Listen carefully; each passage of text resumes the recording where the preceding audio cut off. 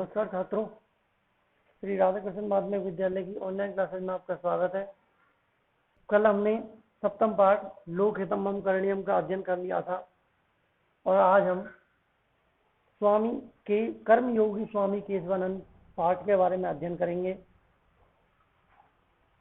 कर्मयोगी स्वामी केशवानंद जो है वो राजस्थान के धीर, धैर्यशाली और वीर नायक हैं। उनके बारे में इस पाठ में अध्ययन कराया गया है। और वैसे ही राजस्थान की जो भूमि है वो वीरों की और धैर्यशाली पुरुषों की भूमि रही है। इस पाठ में हम स्वामी केशवानंद के बारे में अध्ययन शुरू करते हैं। कर्मयोगी स्वामी केशवानंद। फिर दूसरी बात, यह जो पाठ है मोस्ट पाठ है। मोस्ट इसलिए है क्योंकि इस पाठ में से प्रत्येक वर्ष गद्य व्याख्या आ ही जाती है। गद्य व्याख्या यानी कि प्रश्न किस प्रकार आता है। पहला प्रश्न ही आता है आपका गद्य का 5 अंक का कि प्रस्तुत गद्यांशस्य हिंदी भाषायां अनुवादम लिखत। इस प्रकार का प्रश्न होता है और एक गद्यांश होता है, उसका हिंदी अनुवाद लिखना होता है। तो गद्यांश हो, पद्यांश हो, हिंदी व्याख्या हो, संस्कृत व्याख्या हो, दोनों प्रकार में आप व्याकरणात्मक टिप्पणी कर सकते हैं। क्योंकि संस्कृत में अनेक शब्द इस प्रकार के होते हैं गद्य में या पद्य में कि उनके संधि विच्छेद, समास विग्रह, विभक्ति, पद परिचय, इस प्रकार से हम इनको कर सकते हैं। तो आइए पाठ शुरू करते हैं। स्वामी केशवानंदस्य जन्म पौष मासे 1940 तमे विक्रम संवत्सरे ईस्वी 1883 राजस्थानस्य सीकर जनपदे मगलूणा ग्रामे अभवत्। स्वामी केशवानंदस्य यानी स्वामी केशवानंद का जन्म यानी जन्म पौष मासे, पौष महीने में 1940 विक्रम संवत, 1940 में विक्रम संवत और ईस्वी 1883 किसमें, राजस्थान से सीकर जनपदे, राजस्थान के सीकर जनपदे माने सीकर जिले के मगलूणा ग्रामे, मगलूणा गांव में अभवत माने हुआ। तो आज देखते हैं कि स्वामी केशवानंद से जन्म, स्वामी केशवानंद का जन्म पौष महीने में 1940 में वर्ष और विक्रम संवत ईस्वी 1883 राजस्थान के सीकर जिले के मगलूणा गांव में हुआ। अस्य पितुर्नाम ठाकुरसी ढाका इति मातुश्च नाम सारा इति आसीत। देखो इसमें संधि विच्छेद जो हुआ है, पितुः प्लस नामः, विसर्ग के स्थान पर ऋत्व का आगम हुआ है, इसलिए यहाँ पर ऋत्व विसर्ग संधि है। ऐसे ही यहाँ मातुश्च, मातुः प्लस च, सत्व विसर्ग संधि स का आगम हुआ है। तो ऐसे शब्दों पर हमको विशेष रूप से ध्यान रखना चाहिए। ऐसे ही इत्यासीत, इति प्लस आसीत, यहाँ पर जो संधि है वो है यण कि ई अथवा ई के स्थान पर असमान स्वर आने पर क्या हो जाता है, यह हो जाता है कि इनके पिता का नाम ठाकुरसी ढाका, मातुश्च नाम और माता का नाम सारा था। इनके पिता का नाम ठाकुरसी ढाका और माता का नाम सारा था। बाल्ये केशवानंदस्य नाम वीरमा इति आसीत। बाल्ये माने बचपन में, केशवानंदस्य नाम, केशवानंद का नाम वीरमा इति आसीत, वीरमा था। बचपन में केशवानंद का नाम वीरमा था। यदा एषः बालः, यदा माने जब, एषः बालः माने यह बालक, 7 वर्ष कल्पः आसीत, लगभग 7 वर्ष का था। जब यह बालक लगभग 7 वर्ष का था, तदेव, तदा प्लस एव वृद्धि संधि है, तदेव माने तभी, उष्ट्रम एकम आश्रित्य, उष्ट्रम एकम यानी एक ऊंट का, आश्रित्य माने सहारा लेकर, रतनगढ़ स्थले, रतनगढ़ स्थल पर जीवन यापनम कुर्वन्, जीवन यापन करती हुई, अस्य पिता, इसके पिता, दिवंगतः स्वर्ग सिधार गए। जब यह बालक लगभग 7 वर्ष का था तभी एक ऊंट का सहारा लेकर रतनगढ़ स्थल पर जीवन यापन करते हुए इसके पिता स्वर्ग सिधार गए। दोबारा से देखते हैं हिंदी। स्वामी केशवानंद का जन्म पौष महीने में 1940 में विक्रम संवत ईस्वी 1883 के राजस्थान के सीकर जिले के मगलूणा गांव में हुआ। इनके पिता का नाम ठाकुर अति डाका, माता का नाम सारा इस प्रकार था। बचपन में, बाल्य माने बचपन में, केशवानंद का नाम बीरमा भी था। यदा एषः बालः, जब यह बालक 7 वर्ष का था, तब एक ऊंट का सहारा लेकर रतनगढ़ स्थल पर जीवन यापन करते हुए इसके पिता स्वर्ग सिधार गए। यहां तक समझ में आ गया होगा आपके। वैसे सरल बात है। पितु प्रायाणातः, पितु माने पिता के, प्रायाणात प्राक एव लिखा हुआ है, संधि हो जाएगी प्राक प्लस एव। कै के स्थान पर गे का आगम हो गया, तृतीय वर्ण आ रहा है प्रथम वर्ण की जगह, तो होता है जसत्व संधि व्यंजन। पितु प्रायाणात प्राकेव, पिता के जाने से पहले ही, प्राकेव माने पहले ही। विपन्नतायाम, विपन्नतायाम माने गरीबी में, सप्तमी विभक्ति एक वचन। पिता के जाने से, प्राकेव माने पहले ही। श्रेष्ठी गृहेषु, श्रेष्ठी माने सेठ, गृहेषु माने ग्रहों में, सेठ आदि के घरों में। गोधूम आदि पीषणम, गोधूम माने कहते हैं गेहूं को, गेहूं आदि पीसना। पात्र मार्जनम, बर्तन साफ करना। इति एवं, इस प्रकार आदि कार्य, आदि कार्यों को करते हुए, यथा कथंचित, जैसे तैसे, काल यापनम कुर्वती, समय यापन करती हुई, अस्य बालस्य बराकी माता, अस्य माने इस, बालस्य माने बालक की, बराकी माता माने बेचारी माता, इदानी माने अब या इस समय, वैधव्य कारणात्, विधवापन के कारण, इतो अपि, इससे भी अधिक, विपदी अभिभूता एवं, विपदी माने विपत्ति से ग्रस्त, एवं माने हो गई। दोबारा से देखते हैं कि पितु प्रायाणात प्राकेव, पिता के जाने से पहले ही सेठ आदि के घरों में गेहूं आदि पीसना, बर्तन साफ करना इत्यादि कार्यों को करते हुए, जैसे तैसे समय यापन करती हुई इस बालक की बेचारी माता अब विधवापन के कारण इससे भी अधिक आपत्ति से ग्रस्त हो गई। उच्यते ही, कहा भी गया है, छिद्रेषु अनर्था बहुली भवन्ति, छिद्रेषु अनर्था यानी कमजोरियों में, बहुली भवन्ति परेशानियों में, परेशानियां जो होती हैं वो और अधिक हो जाती हैं, बहुली भवन्ति और अधिक बढ़ जाती हैं, यानी एक परेशानी होने पर दूसरी परेशानी अपने आप आ जाती है। इदानी माने अब, मातु सहयोगाय, माता के सहयोग के लिए, मातु में षष्ठी विभक्ति का एक वचन है। इस समय माता के सहयोग के लिए बीरमा बालकेन, बीरमा बालक के द्वारा गौचारणम, गाय चराना, कार्यम आरब्धम, कार्य प्रारंभ कर दिया गया। इस समय माता के सहयोग के लिए बीरमा बालक के द्वारा गाय चराना प्रारंभ कर दिया गया। तदानीन्तः, तदानीन्तः कहते हैं उस समय का, उस समय के दीनहीन ग्रामीण किसान वर्ग, श्रमिक यानी मजदूर वर्ग, सामंतानाम, सामंतानाम माने सामंतों, राज्यम माने राजाओं, नवाबों, नवाब संज्ञा का नाम अथवा नवाबों के, वैदेशी का नाम है और विदेशी, किसके, शासक का नाम माने शासकों के। त्रिविधे दास्ता पंजरे आबद्ध आसीत, तिहरे, दास्ता माने गुलामी के, पंजरे माने पिंजरे में, आबद्ध आसीत माने बना हुआ था।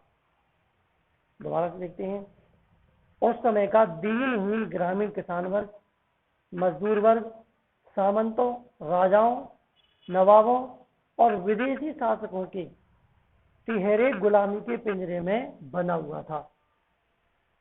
एक बार फिर से देखते हैं। उस समय का दीनहीन ग्रामीण किसान वर्ग, मजदूर वर्ग, सामंतों, राजाओं, नवाबों और विदेशी शासकों के तिहरे गुलामी के पिंजरे में बना हुआ था। रौरव नरक प्रायम ही तेषाम जीवनम आसीत्। रौरव नरक प्रायम, रौरव नरक जैसा, ही माने ही, तेषाम माने उनका, जीवनम आसीत् माने जीवन था। रौरव नरक जैसा ही उनका जीवन था। रौरव जो है वो नरक का नाम है कि रौरव नरक जैसा उनका जीवन था। अयम माने ये है, पुनः माने फिर। गंडस्य ऊपरी पिटकह, गंडस्य ऊपरी पिटकह कहते हैं, गंडक कहते हैं गाल को।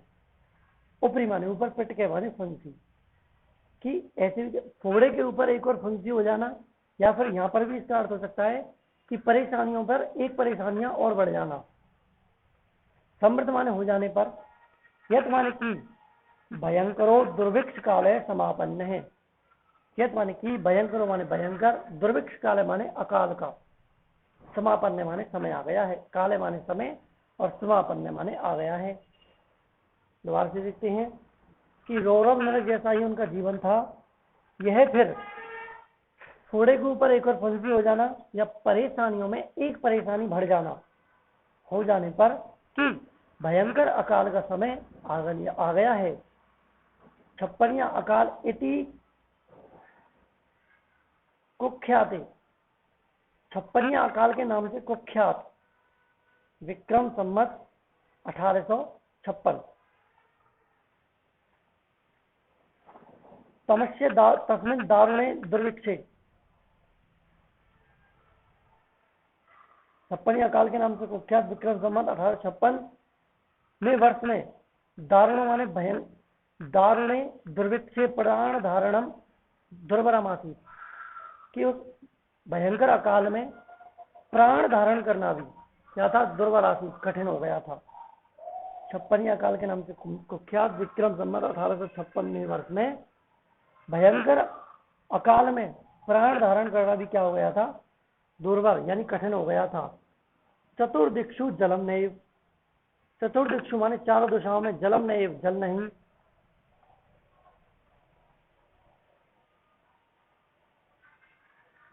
एक बार फिर से, ये जो है ये 1956 है, ठीक है, 1856 नहीं 1956 है। ये इसका ध्यान रखना आप लोग कि 1956 वर्ष में भयंकर अकाल में प्राण धारण करना भी क्या हो गया, कठिन हो गया था। चतुर्दिक्षु चारों दिशाओं में जल नहीं। अन्नम नैव, अन्न नहीं, नैव का संधि छूट जाएगा, नय प्लस एव, कौन सी संधि हो जाएगी, वृद्धि संधि। अन्न नहीं, तृणम नैव, और तिनका आदि भी नहीं था। आसीत केवलम, था तो केवल। क्षुत पिपासयो, भूख और प्यास का अखंड साम्राज्य माने अखंड साम्राज्य। और प्राणी नाम आर्तनादश्च, प्राणी नाम माने प्राणियों की, आर्तनाद माने चीख चित्कार। दोबारा देखते हैं। चतुर्दिक्षु जलम नैव, चारों दिशाओं में जल नहीं, अन्न नहीं, तिनका आदि भी नहीं था तो केवल भूख प्यास का अखंड साम्राज्य और प्राणियों की चीख चित्कार। शमी वृक्षाणाम त्वचम, शमी वृक्षों की छाल को, शमी वृक्षों की छाल को खाकर, बरुट नामक, शमी वृक्षों की कैसी घास, बरुट, बरुट कहते हैं चिरचटा नामक घास को, खादित्व माने खाकर, मनुष्य माने मनुष्य, यथा कथनचित जैसे तैसे, प्राणान रक्षित बनते, जैसे तैसे उन्होंने प्राणों की रक्षा की। शमी वृक्षों की खाल को यानी चिरचटा नामक घास को खाकर मनुष्यों ने जैसे तैसे प्राणों की रक्षा की। पशु प्राय काल कबलिता, पशु प्राय काल के गाल में चले गए, पशु प्राय काल के गाल में चले गए।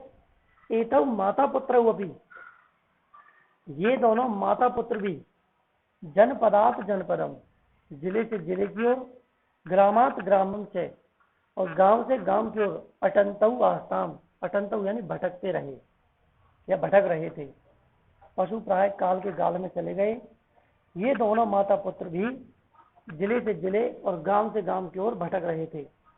अस्मिन एव अंतरे, इसी बीच, सततम माने निरंतर, दुर्भिक्ष प्रतारणी, भयंकर प्रताड़ना से, जर्जरिता, जर्जरिता माने कमजोर हुई, जीर्ण हुई, और बलद अस्वस्थता, और अस्वस्थता माने बीमार हुई। वीरमा जनन्य अपी, संधि विच्छेद हो जाएगा, वीरमा जनन्य अपी का हो जाएगा, जननी प्लस अपी, वीरमा की माता भी। 16 वर्ष देशियम, 16 वर्ष के, इमम किशोरम, इस किशोर को, एकलम विहाय, अकेला छोड़कर, दिवम प्रयाता, स्वर्ग से धार गई। दोबारा से देखते हैं। अस्मिन अंतरे, इसी बीच, सततम दुर्भिक्ष प्रतारणी, निरंतर भयंकर प्रताड़ना से कमजोर हुई, अस्वस्थ हुई, वीरमा की माता 16 वर्ष के इस किशोर को अकेला छोड़कर स्वर्ग से धार गई। एक बार फिर से इस पैराग्राफ को पढ़ते हैं हिंदी की। कि पिता के जाने से पहले ही गरीबी में सेठ आदि के घरों में गेहूं आदि पीसते हुए, बर्तन साफ करते हुए, इत्यादि कार्यों को करते हुए जैसे तैसे समय यापन करती हुई इस बालक की बेचारी माता अब विधवापन के कारण इससे भी अधिक आपत्ति से ग्रस्त हो गई। कहा गया है परेशानियों में और अधिक परेशानियां बढ़ जाती हैं। अब माता के सहयोग के लिए वीरमा बालक के द्वारा गाय चराना प्रारंभ कर दिया गया। उस समय का दीनहीन ग्रामीण किसान वर्ग, मजदूर वर्ग, सामंतों, राजाओं, नवाबों जैसे विदेशी शासकों के तिगहरे गुलामी के पिंजरे में बंधा हुआ था। रौरव नरक जैसा ही उनका जीवन था। यह फिर घोड़े के ऊपर एक फुंसी हो जाना या परेशानियों में और परेशानियां आ जाना हो जाने पर कि भयंकर अकाल का समय आ गया है। 56 अकाल के नाम से कुख्यात विक्रम संवत 1956 वर्ष में भयंकर अकाल में प्राण धारण करना भी कठिन हो गया था। चारों दिशाओं में जल नहीं, अन्न नहीं, तिनका आदि भी नहीं था तो केवल भूख प्यास का अखंड साम्राज्य और प्राणियों की चीख चित्कार, समी वृक्षों की खाल को और चिरचटा नामक घास को खाकर मनुष्यों ने जैसे तैसे जीवन यापन किया या मनुष्यों ने जैसे तैसे अपने प्राणों की रक्षा की। पशु प्राय काल के गाल में चले गए। ये दोनों माता पुत्र भी जिले से जिले की ओर, गांव से गांव की ओर भटक रहे थे। इसी बीच भयंकर निरंतर और भयंकर अकाल की प्रताड़ना से कमजोर हुई, अस्वस्थ हुई वीरमा की माता भी 16 वर्ष के इस किशोर को अकेला छोड़कर स्वर्ग से धार गई। तो यहां तक हो गया है। आगे देखते हैं। तदनंतरम, तदनंतरम माने इसके बाद, एक लो अपीसन, अकेले हुए, असार सन माने होते हुए, असार संसार दुख दावनल, असार संसार की दुख रूपी दावाग्नि से, द्वितीय क्षुत पिपासादित है, पीड़ित होते हुए। दोबारा देखते हैं। इसके बाद अकेले होते हुए असार संसार की दुख रूपी दावाग्नि से पीड़ित होता हुआ और भूख और प्यास से पीड़ित वीरमा उत्तरस्य दिशि, उत्तरश्याम दिशि, उत्तर दिशा में अज्ञाते पति, अनजान राह पर अहिंद माने भटकते हुए पंजाबी फिरोजपुर प्राप्त है। पंजाब के फिरोजपुर प्राप्त माने पहुंचा। एक बार दोबारा देखते हैं। इसके बाद अकेले होते हुए असार संसार की दुख रूपी दावाग्नि से और भूख और प्यास से पीड़ित वीरमा उत्तर दिशा में अनजान राह पर भटकते हुए पंजाब के फिरोजपुर पहुंचा। तत्र माने वहां केनापि कृपालुना, किसी कृपालु के द्वारा तत्र माने वहाँ केनापि कृपालुना माने किसी कृपालु के द्वारा आर्य समाज से अनाथालय प्रवेशितो अयम। आर्य समाज से माने आर्य समाज के अनाथालय माने अनाथालय में, अयम माने इसे, प्रवेशितो माने प्रवेश कराया गया। और बीरमा माने बीरमा ने, रोटिकाया माने रोटी की, रोटी अक्षर ज्ञान से, और अक्षर ज्ञान के युगपत दर्शनम, एक साथ दर्शन, प्रथमतया अकरोत, पहली बार किए। दोबारा देखते हैं। तत्र माने वहां किसी कृपालु के द्वारा आर्य समाज के अनाथालय में से प्रवेश कराया गया।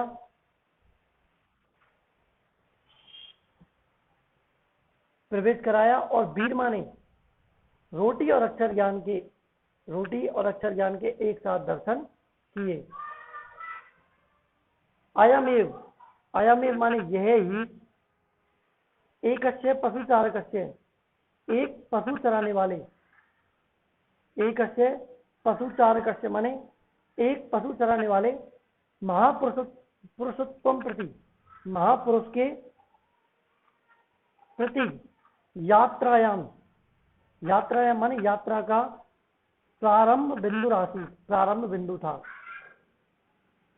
यह ही एक पशु चराने वाले महापुरुष का, या महापुरुष के प्रति यात्रा का प्रारंभ बिंदु था।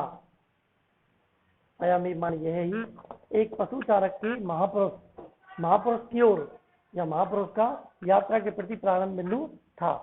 अत्र मान यहाँ तस्य हृदय, उसके हृदय में संस्कृत की अध्ययन की इच्छा अंकुरिता माने अंकुरित हुई, जागृत हुई। यहाँ उसके हृदय में संस्कृत अध्ययन की इच्छा जागृत हुई।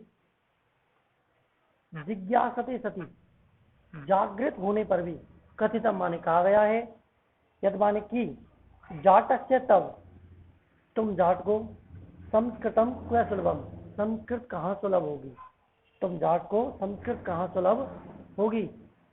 संस्कृतम इच्छति, संस्कृत चाहते हो, चेत माने तो, साधुर्भव, साधु हो जाओ। यदि तुम संस्कृत चाहते हो तो साधु हो जाओ। तदनु, उस समय 1962 समय विक्रमाब्दे, 1962 में विक्रम संवत और 1905 ईस्वी, फाजिल का नगरे संस्कृत अध्येतुम, फाजिल का नगर में संस्कृत अध्ययन के लिए उदासी संप्रदाय से, उदासी संप्रदाय के स्वामी कुशल दासस्य, स्वामी कुशल दास की शिष्यत्व साधुत्व से, शिष्यत्व और साधुत्व को अंगीकृत माने स्वीकार किया। उस समय 1962 में विक्रम संवत 1904 ईस्वी फाजिल का नगर में संस्कृत अध्ययन के लिए उदासी संप्रदाय के स्वामी कुशल दास के शिष्यत्व और साधुत्व को स्वीकार किया। वहाँ तत्र गुरुमुखी लिप्याम, वहाँ गुरुमुखी लिपि में गुरु ग्रंथ साहिब इत्यस्य पठने पाठव अधिगतम, वहाँ गुरुमुखी लिपि में गुरु ग्रंथ साहिब इस प्रकार इसके पढ़ने में पाठव माने निपुणता, अधिगतम माने प्राप्त कर ली। वहाँ गुरुमुखी लिपि में गुरु ग्रंथ साहिब को पढ़ने में निपुणता प्राप्त कर ली। और आगमनी वर्षे, अगले वर्ष, प्रयागे माने प्रयाग में, कुंभ मेलायाम एकेन महात्मना, कुंभ मेला में एक महात्मा के द्वारा स्वामी केशवानंद इति नाम दत्तम, इनको स्वामी केशवानंद नाम दिया गया। गुरुवाज्ञा, गुरु प्लस आज्ञा, कौन संधि हुई, जन संधि। गुरुवाज्ञा माने गुरु की आज्ञा से संस्कृत अध्ययनाय, संस्कृत अध्ययन के लिए हरिद्वारे अमृतसरे से अपयूषितम, गुरु की आज्ञा से, गुरु की आज्ञा से संस्कृत अध्ययन के लिए हरिद्वार और अमृतसर में भी रहे। देशाटनम कुर्वता, देशाटन करते हुए, स्वामी न माने स्वामी जी ने नगरों, तीर्थों, मंदिरों, मठों, आश्रमों, विद्यालयों, विश्वविद्यालयों, पुस्तकालयों, संग्रहालयों, वनों, पर्वतों, नदियों और ऐतिहासिक स्थलों का अध्ययन अभिकृतम माने अध्ययन भी किया। दोबारा देखते हैं। देशाटन करते हुए स्वामी जी ने नगरों, तीर्थों, मंदिरों, मठों, आश्रमों, विद्यालयों, विश्वविद्यालयों, पुस्तकालयों, संग्रहालयों, वनों, पर्वतों और नदियों और ऐतिहासिक स्थलों का अध्ययन भी किया। ठीक है। तो आज के लिए इतना ही पर्याप्त है। अच्छा पाठ है, आप इसको निरंतर पढ़ते रहें। जो समझ नहीं आ रहा है उसको आप पूछ सकते हैं। सनों पे हमको विशेष रूप से ध्यान रखना है, पेपर में पूछ लेता है वो इन सनों को। ठीक है, तो आज के लिए इतना ही। धन्यवाद।